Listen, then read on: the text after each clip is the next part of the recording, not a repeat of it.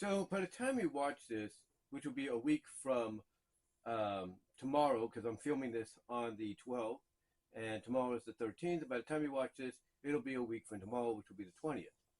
And of course, as I've said before, the reason I'm doing this is my mom is going to be off, and I want to provide you guys with some content that you guys can sink your teeth into during this summer break, if you will, that she'll be on, and the other things that we'll be doing. But right now, as we speak, a lot of you, like myself, are getting ready to watch the fourth episode of the first half of season 4 of Dark Side of the Ring. And of course, previously to this, we've had 3 episodes. Chris Candido and Tammy Lynn Stitch, which I did a review on, as well as the Magnum TA one, which I did a review on, and then of course the Graham family one, which will air on the 13th, which is tomorrow. But like I said, you'll be watching this on the 20th. Also, by then, I've also would have done a review on that and everything. And then, of course, the one that's going to be coming on tonight, the day you're watching this, the 20th, and that is the episode on Doink the Clown, or as they title it, What Happened to Doink the Clown, which will indeed be based on Matt Bourne. So, so for anybody's wondering, okay, why are they just calling it Doink the Clown? Because there were many iterations of him. It's going to be Matt Bourne. Now, with that said, though, Dark Side of the Ring is very popular. And one thing that the people behind it, the producers, directors behind it, are always looking for is more, I guess you could say, stories to work around, like more, talent, past and present, with us, no longer with us, that they could sink their teeth into, and they feel that might be compelling, to the audience. Like, what would drive the audience? What would get their attention, and also mainly work off ideas of, for stories that the fans have been offering, as well. Like, I think one of the producers said in an interview that one of the stories fans wanted to know most about was Marty Jannetty. And yes, Marty is still with us, but they wanted to know more about him because, it seemed like basically even now he's kind of off the deep end, mentally in a way. But anyway, with that said, what other stories could they dig into for, let's say, a potential season 5? Now, depending on what the future holds for Vice TV, whether or not they get bought out by a bigger conglomerate and they'll steal their own entity, but they're now, under a new parent company, or basically they just go debunked, period, and all these other shows that are part of them go maybe to streaming or whatever. Obviously, fans are going to want to make sure Dark Side of the Ring, one of the more popular shows on Vice, is saved. It's kept, afloat. But the question obviously is, though, what other stories could they come up with? What other stories could they, look into for a future season, like a season 5? Well, that's where I come in, along with other fans, and kind of give you my thoughts. In fact, there are a few, not many, but 5 that I can think of that I think they could really look into. So, the first one, I think, because obviously he's been a figurehead in a lot of these episodes. In fact, he's going to be a figurehead tomorrow night when they talk about the Grahams. And I'm sure he'll be a figurehead a little bit, during the Doink one, which will be airing the night that you watch this. But to me, one of the obvious names that I think should be looked into is Bobby Eaton. That to me is a story that I think has to be looked into.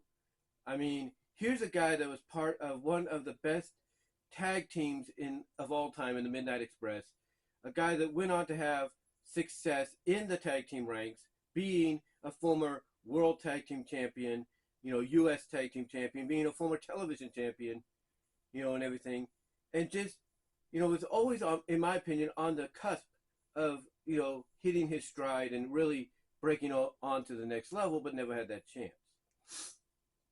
So to me, I think Bobby Eaton, beautiful Bobby Eaton, would be a tremendous story to work with. I mean, again, you could get people like Jim Cornette, Stan Lee, coming in and talking about Bobby. You could get, if you get access to them, you can get members of the Dangerous Alliance, like maybe Larry Zbyszko, maybe, Steve Austin, if you can get him, for the second time around, excuse me. You can get him, you can get Medusa, the whole 9 yards. You can get Dennis what's his name? Dennis Corday, the original partner of Bobby Eaton in the Midnight Express. You can get him. This is a whole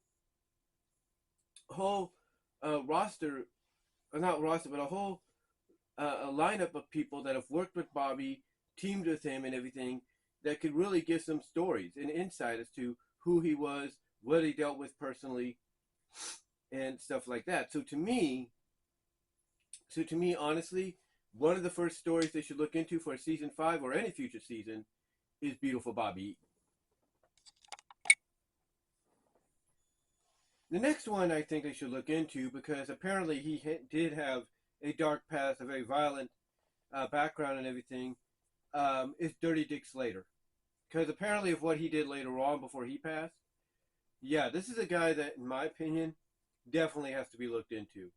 I mean, he has a history of being everywhere, throughout his career. He's been in, of course, the NWA, WCW. He was in WWF, AWA, Japan, you name it. I think honestly, him, getting an episode and finding out more about him and what drove him to the lengths that he did, and all that, where he got, tried for attempted murder or something or whatever it was. I think honestly that itself, in it itself, would be a great story.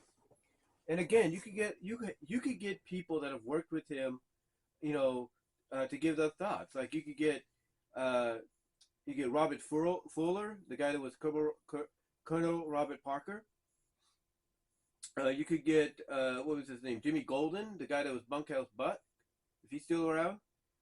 Terry Funk, if you can get him.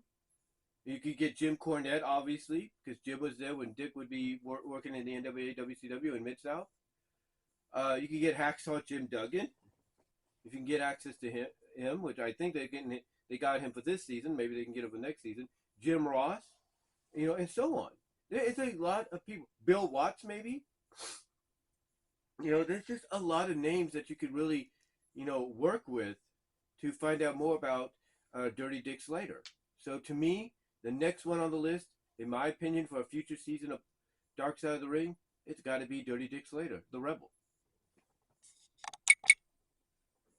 All right, so the next one I think that should be looked into, believe it or not, is one that we lost a couple of years ago, and that's Kamala, Big Jim Harris. To me, that's a story that, we've seen people do documentaries on it. We've heard from his own mouth, what he's been through and stuff. But to me, he is a story that has, obviously has some dark tides and everything. It's like you can't just look at this guy and be like, oh, well, he was all good and everything. No, obviously there was more going on with him, in my opinion. Of course, we all know what happened to him after he retired. But to me, I think Kamala, the original Kamala, Jim Harris, would be a great story to work with. Because, again, you have a peripheral, just an unlimited, well, I wouldn't say unlimited, but you have a decent amount of people that have worked with Jim when he was Kamala, when he first began, till he retired, that probably know about him in and out. So, if I'm the people at Dark Side of the Ring, to me, in my opinion, one of the best stories you should go after is Kamala, the Ugandan headhunter, the Ugandan giant. He is the one that I think anybody would want to know more about, in my opinion.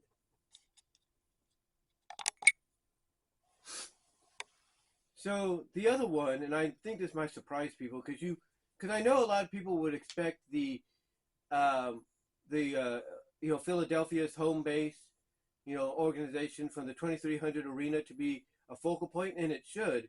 But I think the one that they really should also look into is the fall of WCW. Now, I know they did, during Tales of the Territories, they did the Jim Crockett promotions, which was basically the, I guess you could say, the predecessor of WCW and what WCW evolved out of. But to me, WCW I think would be a great episode because yes, we've heard a lot of stories, especially with WWE doing a lot of the documentaries and everything. The Monday Night Raw, the Monday Night War. Hold on, almost got tongue tied there. But like I said, we know WWE's done a lot of stuff on it, like the Monday Night Wars, the Monday Night War DVD, the Rise and Fall of WCW DVD.